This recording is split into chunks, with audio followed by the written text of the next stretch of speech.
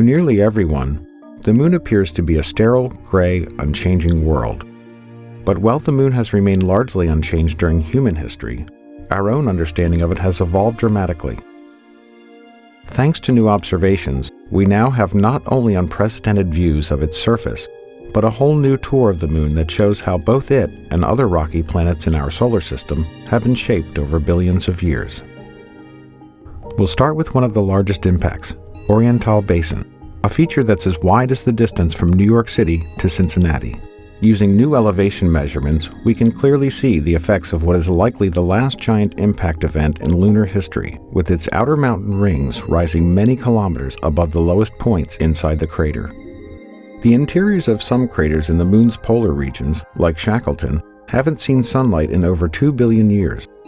However, new measurements have created our best yet maps of these types of craters, allowing us to see deep into the shadows of this surprisingly young-looking impact crater in the south that's more than twice as deep as the Grand Canyon.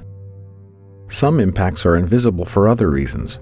Although the ancient South Pole Aitken Basin is difficult to see from orbit because it is so large, new LRO topography maps reveal the largest impact basin in the Earth-Moon system, measuring several kilometers in depth and around 2,500 kilometers in diameter.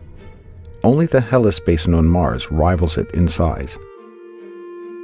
One of the youngest large-scale impacts on the Moon is the Tycho crater. This fresh crater may have formed only 108 million years ago, when dinosaurs roamed the Earth.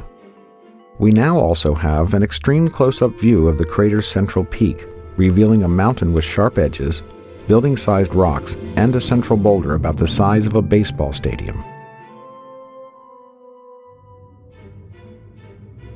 The Aristarchus Plateau is another recent lunar formation that has long interested scientists and astronomers. The crater itself formed in the same era as the Tycho crater, and what appear to be snaking river valleys were actually carved by ancient lava flows. Next, we arrive at Mare Serenitatis on the near side of the Moon. In December of 1972, the crew of Apollo 17 landed in the Taurus Littrow Valley, marking the last time humans have visited the surface of the Moon. With images from LRO's narrow-angle camera, we can clearly see the evidence of that visit. In this image, you can easily see the base of the lunar lander, along with the lunar rover, parked far from the blastoff zone.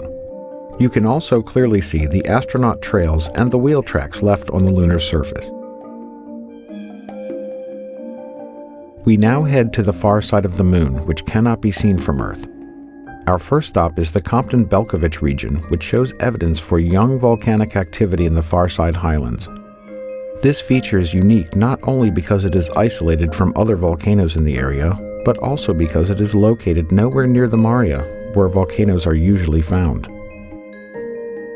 Also, on the far side, we find the Jackson crater, which, like the Tycho crater on the near side, has an extensive and complex ray system.